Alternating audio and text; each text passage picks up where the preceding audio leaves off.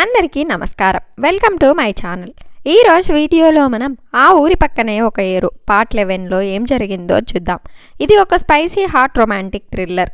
నాకు ఈ తోటలోనే ఉండాలనిపించడం లేదు, చిరాగ్గా అంది సుష్మిత.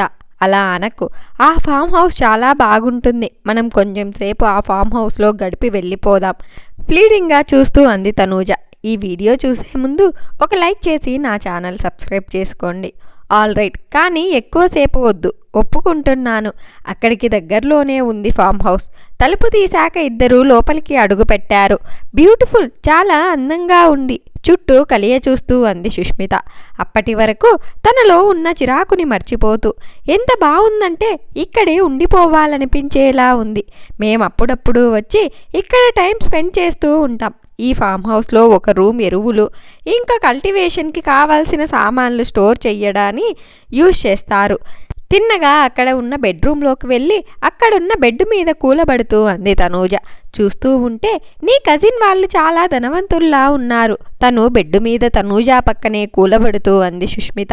చాలా ధనవంతులు, బాగా ల్యాండ్స్ ఇంకా అదర్ ప్రాపర్టీస్ కూడా ఉన్నాయి. కాకపోతే చాలా హెల్పింగ్ నేచర్ ఉన్న మనుషులు. మా కుటుంబంతో కూడా కలిపి ఎంతోమందికి సాయం చేశారు. ఈ ఊళ్ళో మాధురి అని ఒక అమ్మాయి ఉండేది. ఆ అమ్మాయి కుటుంబానికి ఉన్న అప్పులన్నీ తీర్చి తనని చదివించారు కూడా. నీకు మాధురి కూడా తెలుసా? ఆశ్చర్యంగా చూస్తూ అంది సుష్మిత. ఎందుకు తెలీదు? ఆ రోజు గొడవ అయ్యి అలా వెళ్ళిపోయే వరకు మేము ఈ విలేజ్కి తరచూ వస్తూ ఉండేవాళ్ళం. నేను, మాధురి, చిట్టిరాణి, వంశీ ఇంకా మదన్ ఎన్నో ఆటలు ఆడుకునేవాళ్ళం. ఈ ఫామ్ హౌస్లో కూడా నవ్వుతూ అంది తనూజ. అవును, మదన్ నీకు మాధురి గురించి కూడా చెప్పాడా? పూర్తిగా చెప్పాడు, తలూపింది సుష్మిత. నిజానికి తను చెప్పడనుకున్నా కాడా ముందే మాధురి నాకు తెలుసు. నేను చదువుకున్న కాలేజీలో తను నాకు 2 years సీనియర్. ఐసి సలాచోజనగా తలూపింది తనూజ. తను నాకు మంచి ఫ్రెండ్గా ఉండేది. కానీ అంటూ ఆగింది. ఏమిప్పుడు ఫ్రెండ్గా లేదా? ఏం జరిగింది? జరిగిందంతా వివరంగా చెప్పింది సుష్మిత. ఆ సంఘటన తర్వాత నేను తనతో మాట్లాడడం మానేశాను. తనే అప్పుడప్పుడు నాకు ఫోన్ చేసి మాట్లాడుతూ ఉంటుంది. కానీ మదన్ నాకు విషయమంతా చెప్పాక నేను చాలా ఫీల్ అయ్యాను. నీ విషయంలో ఎందుకలా చేసిందో నాకు తెలియదు, కానీ తను చాలా దురదృష్టవంతురాలు, మంచి మనిషి కూడా, తనూజ అంది. అలాంటి అనుభవం ఏ మనిషికి ఎదురు కాకూడదు. పెద్ద పిల్ల కూడా కాకుండానే రేప్కి గురి కావడం ఏమిటి? తన మీద అది అలాంటి ప్రభావం చూపి ఉంటుంది, అందులోనూ తన తల్లి మీద. ఓహ్ గాడ్, నేను కనీసం ఆలోచించలేకపోతూ ఉన్నాను. తనతో మాట్లాడకుండా ఉన్నందుకు నా మీద నాకే కోపం వస్తుంది, సుష్మిత అంది. అనవసరంగా గిల్టీగా ఫీల్ అవ్వకు. మదన్ చెప్పే వరకు నీకు ఈ విషయాలేమీ తెలియవు కదా, తనూజ అంది. అవును, ఇంతకీ నేనేమిటి చెప్తున్నాను? మీరందరూ చాలా ఆటలు ఆడుకుంటూ ఉండేవారు.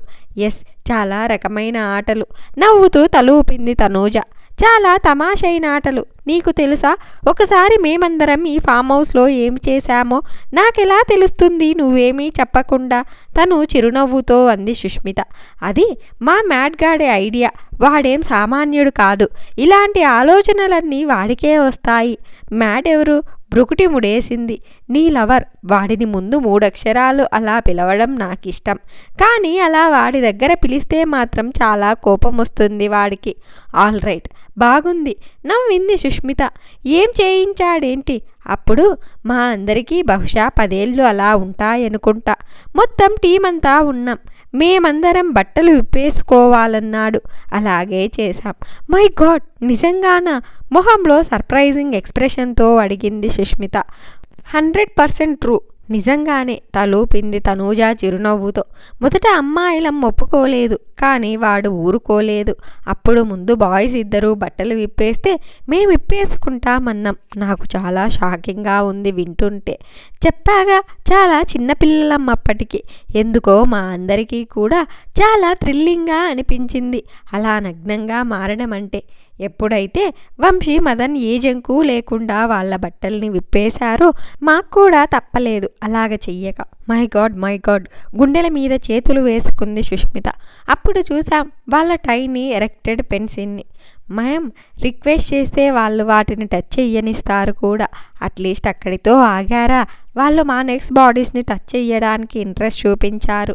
ఏలో ఏం చేశాం, ఇంకా ఏమైనా చేసేవాళ్ళమేమో. మమ్మల్ని అందరినీ రేవు పెట్టేశాడు. మరోసారి అలాంటి ఆటలు ఆడడానికి ప్రయత్నిస్తే చంపి పారేస్తానన్నాడు. మంచి పని చేశాడు. మీ పెద్ద బావ అప్పుడు రాకపోయుంటే మీరు ఇంకెంత దూరం వెళ్ళి ఉండేవారో. ఎస్, ఇంకొంచెం ముందుకెళ్ళి అది ఆగిపోయి నిచ్చేవాళ్ళం. నిజానికి అప్పటికే మాకు అది ఐడియా ఉంది. నిజంగానే పూర్తిగా బట్టలు విప్పుకోవడం అంటే కొంచెం థ్రిల్లింగ్గా ఉంటుంది, సుష్మిత అంది. నిషేధించబడ్డ ఏ విషయం చెయ్యడమన్నా థ్రిల్లింగ్గానే ఉంటుంది. పబ్లిక్గా బట్టలు విప్పుకోవడం నిషేధం, అందుకని అలా చెయ్యడం థ్రిల్లింగ్గా ఉంటుందనుకుంటా. అది కొంతవరకు నిజమే. కానీ నగ్నత్వం అన్నది సెక్స్కి సంబంధించింది. మానవుడి జీవితంలో సెక్స్కి చాలా ప్రాముఖ్యత ఉంది. అందుకనే బట్టలు విప్పుకొని నగ్నంగా మారడం అంటే కొంచెం థ్రిల్లింగ్గా ఉంటుంది.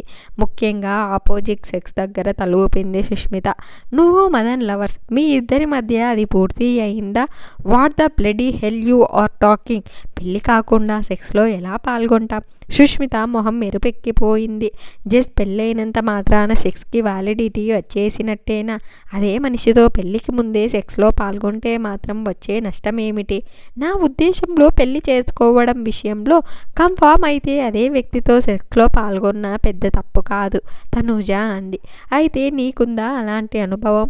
నో, అఫ్ కోర్స్, నెగిటివ్గా తలూపింది తనూజ. ఎందుకంటే నేనెవరిని పెళ్లి చేసుకోవాలని ఇంతవరకు ఫిక్స్ అవ్వలేదు. ఎనీహౌ, ఒకవేళ ఫిక్స్ అయితే పెళ్లికి ముందు సెక్స్లో నీకు అభ్యంతరం లేదు. తనూజ మొహంలోకి సూటిగా చూస్తూ అంది వనజ. కింద పెదవిని పంటి కింద బిగించి స్లోగా రిలీజ్ చేసింది తనూజ. అది నా జనరల్ ఒపీనియన్. నేను మరీ అంత అడ్రాక్స్ కాదు. పెళ్ళికి ముందు సెక్స్ మరీ అంత తప్పని నేను అనుకోవట్లేదు. కానీ మరీ అంత ఫ్రీగా పెళ్ళికి ముందు సెక్స్కి ఒప్పుకోగలనని కూడా నేను అనుకోవడం లేదు. నువ్వు ఒక సైకాలజిస్ట్వి. నీ మనసు గురించి నీకే పూర్తిగా తెలియకపోతే ఎలా? మనసు అనేది చాలా పెద్ద కాంప్లెక్స్ థింగ్. సైకాలజీలో డాక్టరేట్ చేసిన వాళ్ళు కూడా పూర్తిగా మనసుని అర్థం చేసుకొని చెప్పలేరు. నిజంగా నేను ఈ మధ్యనే చాలా పెద్ద డైలమాలో ఉన్నాను. ఏమిటి చెయ్యాలో బోధపడటం లేదు. బ్రొకటి ముడేసి అంది తనూజ. నేను నిన్నొక క్లోజ్ ఫ్రెండ్లా ఫీల్ అవుతున్నా. నీకు నా విషయంలో ఎలాంటి ఫీలింగ్ ఉంటే నిరభ్యంతరంగా ఆ ప్రాబ్లం ఏమిటో చెప్పు, ఎంకరేజింగ్గా చూస్తూ అంది సుష్మిత. సుష్మిత భుజాల చుట్టూ తన కుడి చేతిని వేసి దగ్గరికి తీసుకుని తన ఎడమ చెంప మీద ముద్దు పెట్టుకుంది తనూజ. నువ్వు ఎప్పుడైతే నా మ్యాడ్కి లవర్వో అప్పుడే నా క్లోజ్ ఫ్రెండ్ అయిపోయావు. ఇన్ఫ్యాక్ట్ నా ప్రాబ్లం షేర్ చేసుకోవడానికి నీకులాంటి క్లోజ్ ఫ్రెండ్ ఒకరు కావాలి. సుష్మితని విడిచిపెట్టి బెడ్ మధ్యలో సర్దుకొని కూర్చుంది తనూజ. సుష్మిత కూడా బెడ్ మీద సర్దుకొని తనూజకి ఆపోజిట్లో కూర్చుంది. ఎందుకో తెలీదు, వంశీ మీద నా మనసు పోతుంది. వంశీ పెద్దగా చదువుకోలేదు, మోటుగా ఉంటాడు. నాకు సరిపడేవాడైతే కాదు. నేను మనసు పడాల్సినంత వ్యవహారమూ లేదు. కానీ అలా చెబుతుంటే నా మనసు వినడం లేదు. వంశీనే కావాలంటుంది. నీ మనసు ఎందుకలా చెబుతున్నది నాకు తెలియదు. కానీ చాలా మంచి విషయమే చెబుతోందని నాకు అనిపిస్తుంది. మొహంలో ఓ ఫిక్స్డ్ ఎక్స్ప్రెషన్తో అంది సుష్మిత. ఎందుకలా చెప్తున్నావు? ఆశ్చర్యంగా చూస్తూ అడిగింది తనూజ. సోఫార్ నేను చూసిన దానిని బట్టి వంశీ చాలా మంచి కుర్రాడు. నీ చదువుకి అందానికి సరితూగేవాడు కాకపోవచ్చు, కానీ అతన్ని పెళ్లి చేసుకుంటే నువ్వు సుఖపడతావని నీ మనసుకు తెలుసు. అందుకే అలా చెప్తుంది. రియల్లీ అంతేనంటావా? మొహంలో మడతలు క్లియర్ అయ్యి ఆనందంగా చిరునవ్వుతో అడిగింది తనూజ. మదన్ విషయంలో నేను కొంతకాలం ఇదే డైలమాతో ఉన్నాను. నా మనసు ఎందుకు మదన్నే కావాలనుకుంటుందో అర్థం కాలేదు. కానీ మనసు మాట కాదనలేకపోయాను. అందుకనే డేరింగ్ చేసి ఇలా వచ్చేశాను, సుష్మిత అంది. వండర్ఫుల్ థింగ్ యూ డిడ్, నవ్వుతూ అంది తనూజ. నువ్వు చేసిందంతా కూడా మదన్ నాకు చెప్పాడు. నువ్వు మొదట తనతో పొగరుగా ఎలా మాట్లాడావో, తర్వాత ఇక్కడికి వచ్చాక ఎలా బ్లాక్మెయిల్ చేశావో అంతా చెప్పాడు. కానీ అలా చేసినందుకు నేను తర్వాత చాలా బాధపడ్డాను. ఒక రిగ్రెట్లో ఎక్స్ప్రెషన్తో అంది సుష్మిత. నో, ఆ మ్యాడ్గాడ్ తిక్క నువ్వు బాగా కుదిర్చావు. వాడికి ఒక్కొక్కసారి అలా చెయ్యాల్సిందే. కాస్త ఆగి సుష్మిత ఏదో అనబోయేలోపు మళ్ళీ అంది. అయితే నేను వంశీని ప్రేమించాలనుకోవడంలో తప్పేమీ చెయ్యడం లేదు కదా? ఎటువంటి తప్పో లేదనే నాకు అనిపిస్తుంది. నువ్వన్నట్టే ఆలస్యం చెయ్యకుండా ఈ వంశీకి చెప్పేయడం మంచిది. ఏదో అనబోతూ ఆగిపోయింది తనూజ. ఇంకా ఏదో సందిగ్ధంలో ఉన్నట్టున్నావు. ఈ విషయమే చెప్పిందానివి ఇంకే విషయం చెప్పడానికి నువ్వు నా దగ్గర సంశయించాలి? చిరునవ్వుతో అడిగింది సుష్మిత. వంశీ పెళ్ళి అంటే మా మామ చచ్చినా ఒప్పుకోదు. మనసు తీసుకున్న నిర్ణయం మంచిది అయితే మార్గం అదే దొరుకుతుంది. నీ మనసు వంశీ వైపు మొగ్గుతూ ఉంటే మాత్రం ఆలస్యం అవ్వకుండా కమిట్ అయిపో. నాలో ఉన్న సందిగ్ధత అంతా తీర్చేశావు. Thank you very much. మరోసారి సుష్మితని కౌగలించుకొని గట్టిగా ఆమె ఎడమ చెంప మీద మరోసారి ముద్దు పెట్టుకుంది తనూజ. నువ్వు మళ్ళీ ఇలాగే చేస్తే మనం ఎల్జియన్స్గా మారిపోతామేమోనని నాకు భయంగా ఉంది. తనూజ పట్టు నుండి సున్నితంగా విడిపించుకుంటూ అంది సుష్మిత. అన్నట్టు నువ్వు మధ్యలో ఏదో గొడవ అది అన్నట్టుగా గుర్తొస్తుంది. ఏం గొడవ జరిగింది ఏమిటి? కుతూహలంగా చూసింది తనూజ మొహంలోకి సుష్మిత. చిన్నప్పుడు నేను చాలా పొగరుగా ఉండేదాన్ని, ముఖ్యంగా మా మామ పెంపకం వల్ల. అందువల్ల వంశీని అనాథ అని దిక్కు మొక్కు లేక మా బావ ఇంట్లో ఉంటున్నాడని హేళన చేసేదాన్ని. అలాగే ఈ ఫామ్ హౌస్లోనే నేను తనని బాగా హేళన చేస్తే తను నన్ను కొట్టాడు. నేను అది పట్టుకెళ్ళి ఇంట్లో చెప్పాను. మా అక్క వంశీని దెబ్బలాడింది, కానీ నేను వంశీని అలా హేళన చేసినందుకు నా 2 చెంపలు వాయించి పారేసింది. అప్పుడు మా మరోసారి ఆ ఇంటి గుమ్మం తొక్కమని ఒట్టు పెట్టి మరీ నన్ను తీసుకొని మా బావ ఇల్లు విడిచిపెట్టి వెళ్ళిపోయింది. ఆ తర్వాత ఇంచుమించులో 12 సంవత్సరాల తర్వాత మళ్ళీ నేనిప్పుడు ఇక్కడికి రావడం. అప్పటి సంఘటనని గుర్తు చేసుకుంటూ అంది తనూజ. నిజానికి ఆశ్చర్యకరమైన సంఘటన ఏమిటంటే ఈసారి తనూజ వాళ్ళమ్మ మంగవేణి వంశీ రమ్మన్నాడని తెలియగానే తనూజాని ఎంకరేజ్ చేసి చాలా పెద్ద ప్లాన్తో ఏం చెయ్యాలో మరీ చెప్పి ఇక్కడికి పంపించింది. తన తల్లి ప్లాన్ తలుచుకుంటూ ఉంటే సిగ్గు మాత్రమే కాదు కోపం కూడా వచ్చేస్తుంది తనూజాకి. కానీ అలాగే అనకపోతే అసలు ఇక్కడికి రావడానికి ఒప్పుకోదని సరే అంది. ఇది కామన్గా చాలా చోట్ల జరిగేదే. ముందు గొడవపడి చికాకు పడ్డ వాళ్ళతోట ప్రేమలో పడ్డం. నీ విషయం కూడా అదే జరిగింది. చిరునవ్వుతో అంది సుష్మిత. నీ విషయంలో కూడా అదే కదా జరిగింది తనూజ అంది. ముందు మ్యాట్తో పొగరుగా రిజెక్ట్ చేసినట్టుగా మాట్లాడావు, తర్వాత తనతోనే ప్రేమలో పడ్డావు. నిజానికి తన వద్దనుకుని నేను ఇలా మాట్లాడలేదు. ఫస్ట్ సైట్లోనే తను నాకు నచ్చేశాడు.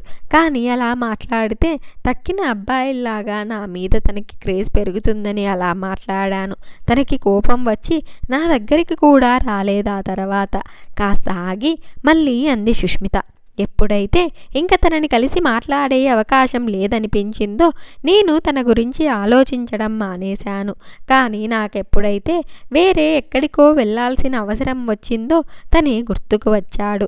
ఎంత ఇంకో చోటికి వెళదామని ఆలోచించినా నా మనసు మాత్రం ఇక్కడికే వెళ్ళమని పోరు పెట్టింది. చాలా కాలం గడిచిపోయింది. తనకి పెళ్ళైపోయిందో లేక వేరే వాళ్ళతో ప్రేమలో పడ్డాడో కూడా తెలియదు. ఇక్కడికి వద్దని సర్ది చెప్పుకోవడానికి ప్రయత్నించాను, కానీ నా మనసు వినలేదు. ఇక్కడికే రమ్మని నా మనసు నన్ను ఎంతకంత బలవంత పెట్టిందో నాకు ఇప్పటికీ అర్థం కాదు.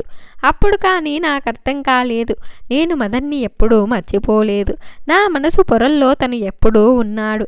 ఇక్కడికి వచ్చాక మదన్కి ఇంకా పెళ్లి కాలేదని, తన మనసులో ఎవరూ లేరని తెలిసాక ఎంత రిలీఫ్ ఫీల్ అయ్యానో నీకు తెలీదు. అందుకనే మనసు పదే చెప్పే మాట మనం వినాలి. నేను నీకదే సజెస్ట్ చేశాను. ఓ మై గాడ్, గలగలా నవ్వింది తనూజ. ఇది విన్నాక మనసు పదే చెప్పేదే ఫాలో అవ్వడం ఎంత అవసరమో నాకు తెలిసింది. ఎనీహౌ నీ ప్రాబ్లం పూర్తిగా సాల్వ్ అవ్వాలన్నా కూడా నువ్విక్కడికే రావాలి. ఎందుకంటే నీకు 22 ఏళ్ళు రాగానే పెళ్ళి కూడా చేసుకుంటే తప్ప నీకు నీ తండ్రి ఆస్తి మీద హక్కు రాదు కదా. అది నిజమే అనుకో, కానీ నా మనసు తాలూకు ప్రాంప్టింగ్ లేకుండా కేవలం నా ప్రాబ్లం సాల్వ్ చేసుకోవడానికి మాత్రమే నేను ఇక్కడికి రాలేదు. మదన్ని పూర్తిగా ఇష్టపడ్డాను కాబట్టే వచ్చాను. కాస్త ఆగి మళ్ళీ అంది సుష్మిత. మనం ఇంకా ఇంటికి వెళ్దామా? ఇక్కడికి వచ్చి అప్పుడే చాలా సమయం అయిపోయింది. ఎందుకో ఇంటి దగ్గరే ఉండిపోయిన మదన్ని చూడాలని చాలా అనిపిస్తూ ఉంది. ష్యూర్, తప్పకుండా. బెడ్ మీద నుండి కిందికి దిగింది తనూజ. చాలా విషయాలు మాట్లాడుకున్నాం, మళ్ళీ ఇక్కడికి వద్దాం. నన్ను మాత్రం అటువైపుగా వెళ్ళనివ్వడం లేదు. నువ్వు మాత్రం అక్కడ బాగానే ఎంజాయ్ చేసి వచ్చావు, సుష్మితతో కోపంగా అన్నాడు మదన్. ఇంటికి వస్తూనే సుష్మిత, తనూజ ఇద్దరూ మదన్ గదిలోకి వెళ్లారు. తనూజ బెడ్ మీద మదన్ పక్కనే కూలబడితే సుష్మిత ఎదురుగుండా ఉన్న కుర్చీలో కూర్చుంది. ఇంతకీ తనూజ మదన్కి ఏం చెప్పబోతుంది? మదన్ సుష్మితలు కలుస్తారా లేదా? ఇంతకీ ఏం జరగబోతుంది? ఇవన్నీ మనం పార్ట్ 12లో చూద్దాం. ఈ వీడియో కనుక మీకు నచ్చినట్లయితే ఒక లైక్ చేసి ఈ స్టోరీ ఎలా ఉందో కామెంట్ చేయండి. నా ఛానల్ ఇంకా సబ్స్క్రైబ్ చేసుకోకుంటే వెంటనే నా ఛానల్ సబ్స్క్రైబ్ చేసుకోండి. ఇంత మంచి కథను మనకు అందించిన కొట్ర శివరామకృష్ణ గారు ఫ్రమ్ స్టోరీ మిర్రర్ వారికి మన ధన్యవాదాలు.